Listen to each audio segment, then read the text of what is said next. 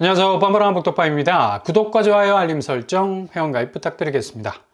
이 금리 문제가 여전히 뜨거운 불씨입니다. 아니 미국도 0.5% 기준금리 내렸고 한국도 0.25% 기준금리를 내렸으면 이제 고금리 시대는 저물어 가는 거 아닌가 라는 생각을 할 수가 있겠죠. 그냥 선셋 배경으로 인생사진 찍을 수도 있는 타이밍이 다가오는 듯 보이지만 이거 어디까지나 그냥 머릿속 희망회로에서 연기 나듯이 돌아가는 생각들에 그칠 수밖에 없는 게 지금 아주 기묘한 상황이 벌어지고 있습니다. 미국이나 한국이나 기준금리 동선 똑같이 움직이던 시장금리가 완전히 따로 노는 그림자가 되어버렸다는 얘기. 결국 그 그림자를 만드는 해가 하나면 동조화가 100%가 되는 건데 이제 더 이상 하늘에 떠 있는 해가 하나가 아니라 여러 개라는 사실. 그만큼 금리를 움직이는 이 태양이라는 양력의 기준선이 더 이상 중앙은행의 기준금리가 아니라는 얘기죠. 여타의 금리 변동 요소에 뻔뿌지를 결정적으로 하는 변수들이 혼재되어 있는 그야말로 절대적인 하나의 태양이 여러 개로 분산이 되어 있는 상황이라는 얘기입니다. 이런 이유로 인해서 국내 시중은행의 금리는 완전히 한국은행의 기준금리 움직임과는 역으로 가고 있습니다. 결국 이 중앙은행의 기준금리 인하가 절대적이었던 그 상수, 그 본자의 존재감을 순삭시키고 있는 건데 미미하다. 그 영향력의 판도가 상당히 많이 달라지고 있다는 걸 고스란히 보여주고 있다는 얘기죠.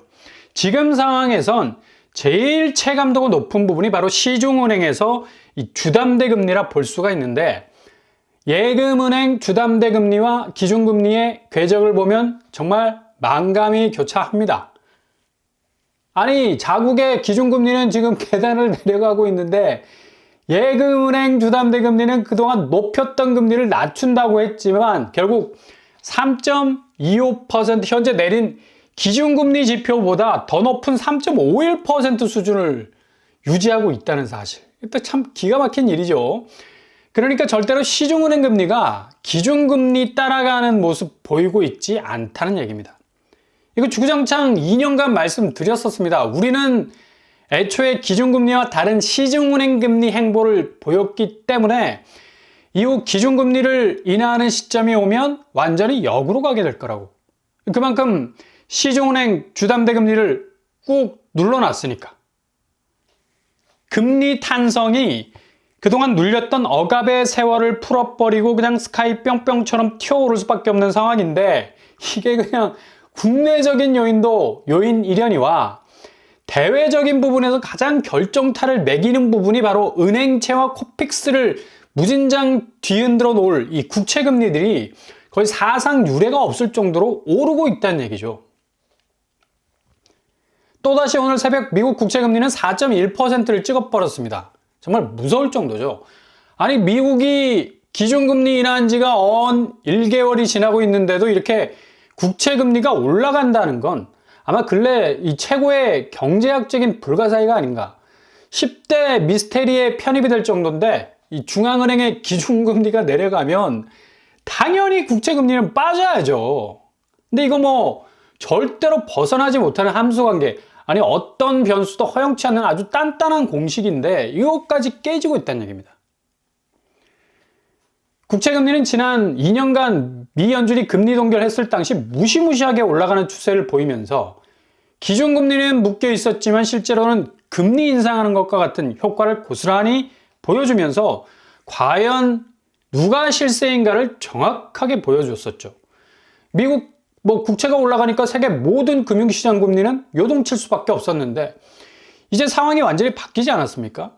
이 금리 유연성이라는 말까지 등장하고 있고 심지어 연준이 점도표라고 까놓은 향후 기준금리가 얼마나 내려갈지에 대한 구상도라고 볼 수가 있는데 2025년은 거의 3%까지 내리겠다. 그런 계획도 있고 그리고 최종적으로 2.5%까지 가겠다는 정말 웅장한 계획을 내놓은 건데 근데 점도표가 그대로 진행된 적이 없죠. 수시로 폐기되었다가 다시 부활하는 이 좀비 같은 성격의 보고서인데, 아무튼 이렇게 연방준비은행에서조차 금리 인하에 대한 의지가 엿보이는 이 점도표를 공개를 했음에도 불구하고 국채금리는 뭐 계속해서 오르고 있습니다. 결국 시장의 기저에 깔려있는 심리는 결국엔 점도표대로 연준이 움직이기 힘들 거라는 거.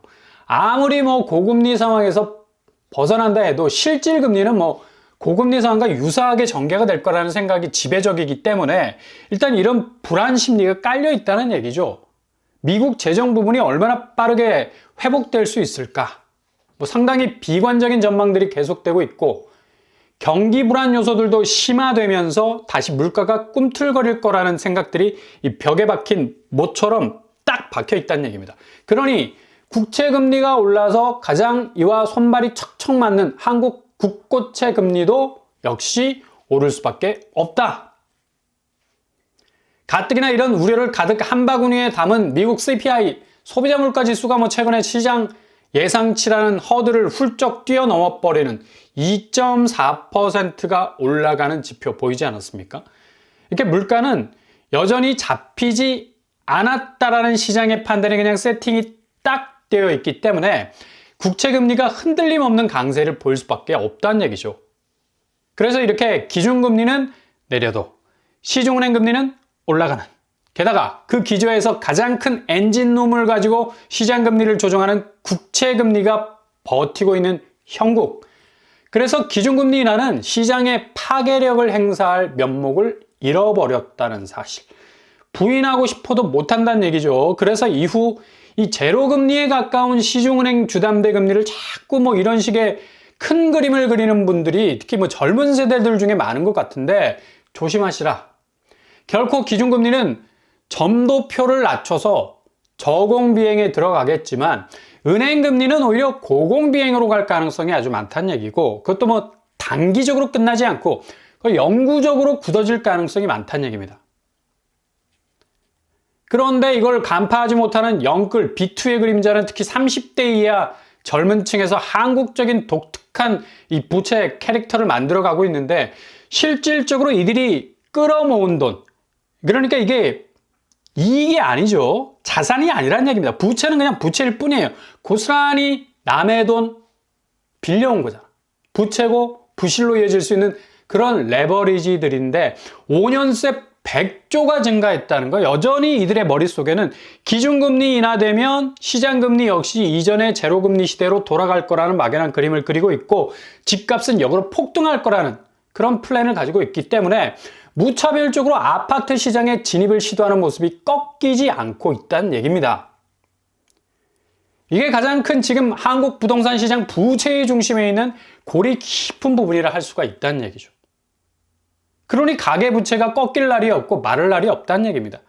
그렇게 전방위적인 대출 규제를 시행을 해도 주담대 증가세가 눈에 띄게 줄지 않고 있다는 얘기죠. 심지어 주담대를 한 번이 아닌 동시 2건 이상 받은, 와, 이거 뭐 담력이 대단하죠. 가계 비율이 뭐 32%에 달한다는 거 알고 계셨습니까? 정말 대단하다라는 생각도 들고요. 아니 뭐 주담대 한 번 일으키는 것도 허리가 부러질 지경인데 이걸 동시다발적으로 2건 이상을 일으킨다는 건 가장 중심에 있는 생각의 컨셉은 바로 내가 진입하는 아파트를 통해서 그동안 모든 빚 청산이 가능할 정도의 상당한 차익이 발생할 거라는 기대감. 이게 32%나 되는 이중 주담대 비율을 늘려버리는 추진력이 된 건데 그만큼 뭐 고소득층, 그러니까 어느 정도 연봉이 받쳐주는 사람들 중에서 현금 탄압의 한계선상까지 주담대액을 끌고 가는 거의 뭐 벼랑 끝 전술이라 볼 수가 있죠.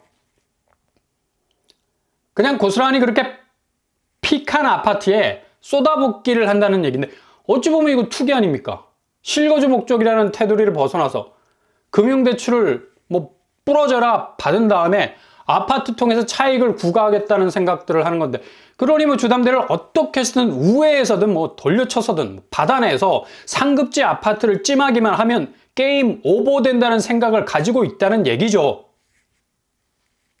그런데 이거 지금 시중은행 금리 추이를 보면 상당히 리스크가 큰 거고 한마디로 무험이 될 수가 있어요. 무모한 위험의 준말이죠. 무험.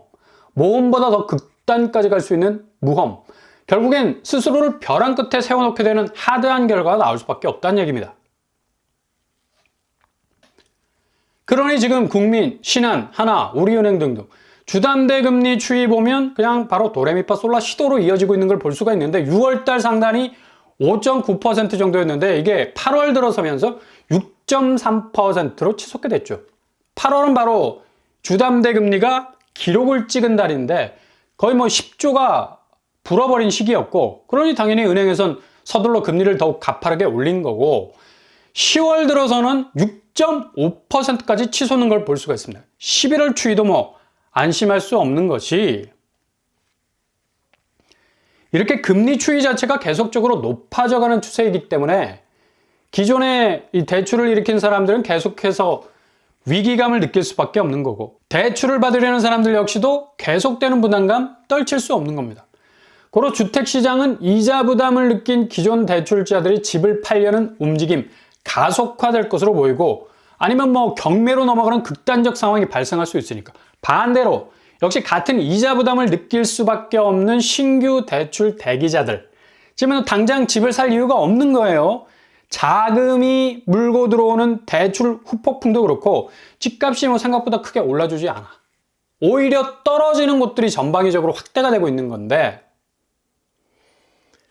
이런 양상을 고스란히 보여주는 게 바로 서울 아파트 거래량. 이런 심리가 그대로 뭐 지표로 나타나는 곳이라 말할 수 있죠. 이번 달에 카운터되고 있는 9월 거래량은 2,500건 정도. 이런 추세라면 5,000건 뭐 될락말락하는 결과가 나올 수 있겠습니다. 그만큼 금리 인하 이후에 집값 상황이 개선되기는커녕 더욱 얼어붙은 구도로 갈 수밖에 없다는 얘기죠. 미국은 대선 이후에 경제 전반의 지표 변화가 팩트가 될 것으로 보여서 더욱 많은 금융시장의 변수가 터져 나올 것으로 보이고요.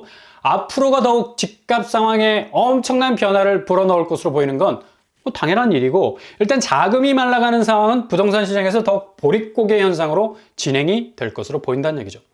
상당히 기준금리 인하 이후에 집값은 금리 인하라는 기대감과는 거리가 멀게 집값 양상이 역대급으로 후진기어 넣을 가능성 아주 많다는 얘기입니다. 그래서 잘 지켜봅시다. 기준금리 내리면 시중금리 내려간다는 말 뒤집어 엎었죠. 지금 상황과 마찬가지로 기준금리 내려가면 집값 폭등한다는 말 아주 우습게 건드릴 수 있는 일들이 충분히 나올 수 있는 그 가능성이 어느 때보다도 높은 시기가 바로 지금 시기란 얘기예요. 그래서 정말 조급한 마음 절대 가지시면 안 됩니다. 불안한 마음 가질 필요도 없고요.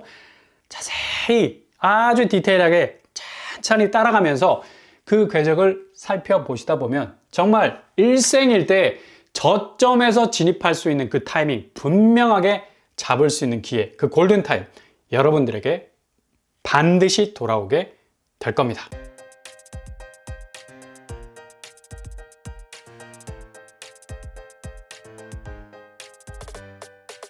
오늘의 부동산 캐릭터처 금리 문제가 엇갈리고 있죠.